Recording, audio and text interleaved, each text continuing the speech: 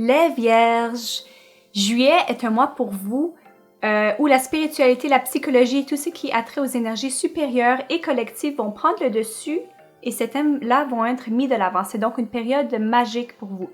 La pleine lune en Verseau va vous donner la possibilité de rebalancer vos habitudes et votre quotidien avec vos aspirations spirituelles. C'est peut-être le temps de dire adieu à une mauvaise habitude qui était néfaste pour votre santé, mais en gros, je pense que c'est le temps de rééquilibrer la santé mentale et la santé physique. Donc, c'est de ça que je vais vous parler aujourd'hui. Si vous voulez en savoir plus, je vous invite à écouter le reste de la vidéo.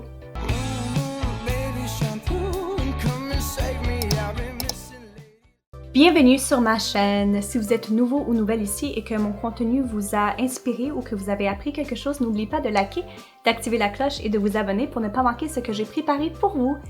Je pratique l'astrologie tropicale et j'essaie à ma façon de réunir la sagesse ancienne avec le monde moderne. Du 2 juillet au 5 juillet, nous avons Mars en Lion en maison 12, carré Uranus en Taureau en maison 9 pour vous. Du 7 juillet au 9 juillet, nous avons Vénus en Lion en maison 12, carré Uranus en Taureau en maison 9.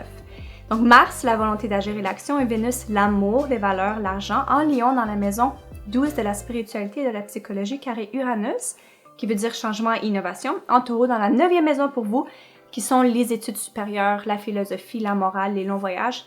Attendez-vous à des pressions internes causées par peut-être des conseils que vous avez reçus de quelqu'un comme une autorité quelconque. Vos études, si c'est votre cas, vont peut-être se voir interrompre et votre tolérance va être testée en ce moment. 9 juillet, 21h16, heure de l'Est, nous avons une nouvelle lune en Cancer.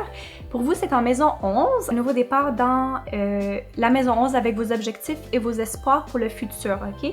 En maison 11, qui est traditionnellement connue comme la maison de la bonne fortune.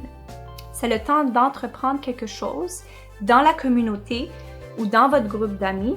C'est un bon moment pour le networking. Le 11 juillet au 15 juillet, nous avons Vénus en Lion en maison 12, conjoint Mars en Lion en maison 12.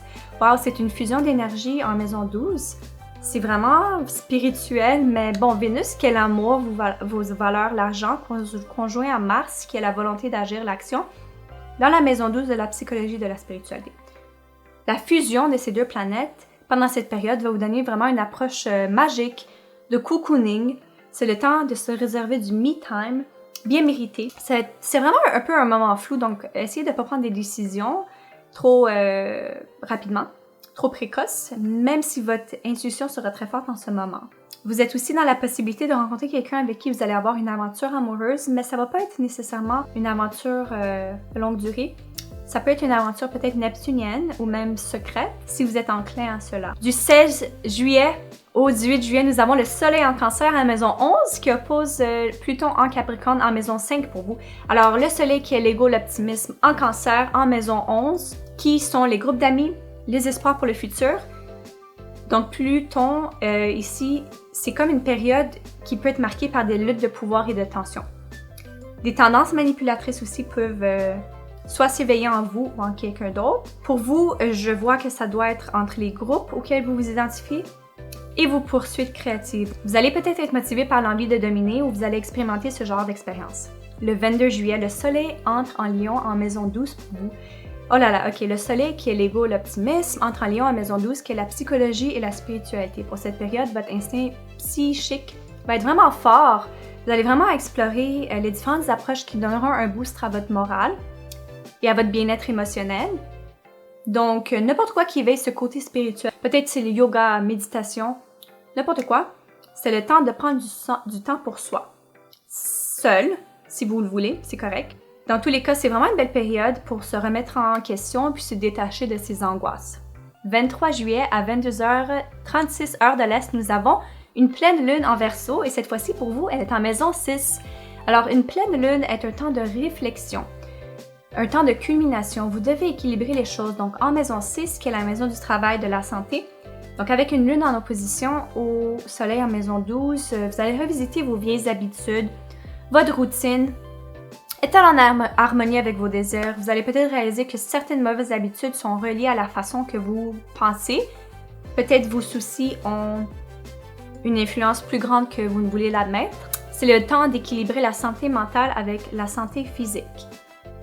Puis c'est aussi peut-être le temps de dire adieu à certaines habitudes qui sont néfastes pour votre santé. Le 28 juillet, Jupiter en Verseau rétrograde dans la maison 6 pour vous. Donc Jupiter qui a l'expansion, la croissance, l'optimisme, la chance en Verseau va rétrograder dans la maison 6 du service et de la santé. En rétrograde, vous allez revisiter les thématiques de la maison 6. Alors,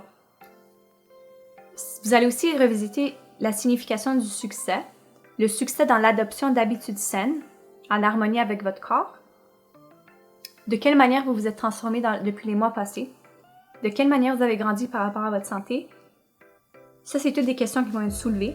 C'est vraiment un excellent moment d'introspection pour vous avec un rétrograde. 28 juillet au 30 juillet, nous avons Vénus en Vierge en maison 3, carré les nœuds lunaires en Sagittaire et Gémeaux en maison 6 et 12. Donc, Vénus, la planète de l'amour, des ressources, de l'argent, en Vierge en maison 3, qui est l'environnement immédiat et la communication. Carré les nœuds lunaires en Sagittaire Gémeaux en maison 6 du service et de la santé et la maison 12 de la spiritualité et de la psychologie pour vous. Pendant ces périodes, il est bien évidemment possible de ressentir des tensions dans la façon que vous communiquez avec vos employés, si vous en avez, avec vos locataires, bien entendu, si vous en avez, ou bien c'est peut-être la manière que vous donnez votre message dans le lieu du travail. Vous allez peut-être réaliser que votre façon de communiquer est directement reliée à vos soucis, mais ça peut aussi être ressenti dans la manière que socialement vous agissez.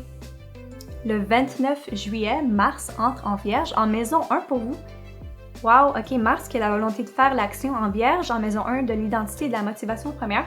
Bien, premièrement, on va faire attention pour ne pas avoir d'accident, mais ça, bon, mis à part ça, généralement, vos actions vont être tournées vers le dépassement de soi, de tout genre. Vous allez vous concentrer sur votre expression et votre vitalité, surtout pour le reste du mois d'août. C'est une période où vous allez donner beaucoup d'énergie à vos envies, à vos impulsions. Vous allez faire ce que vous voulez entreprendre avant toute chose et puis c'est génial. Concentrez-vous sur vous. Alors c'est tout pour aujourd'hui. J'espère que cet horoscope te sera utile. Pour terminer, c'est sûr que chaque thème astral est unique, donc les transits déclenchent ou débloquent les thèmes déjà prédéfinis dans ton thème astral. Si tu souhaites savoir quel est l'effet spécifique que les planètes en transit produisent sur ton thème astral pour le reste de l'année, j'offre des consultations individuelles et pour prendre rendez-vous, c'est à partir de mon site internet. Merci et à la prochaine!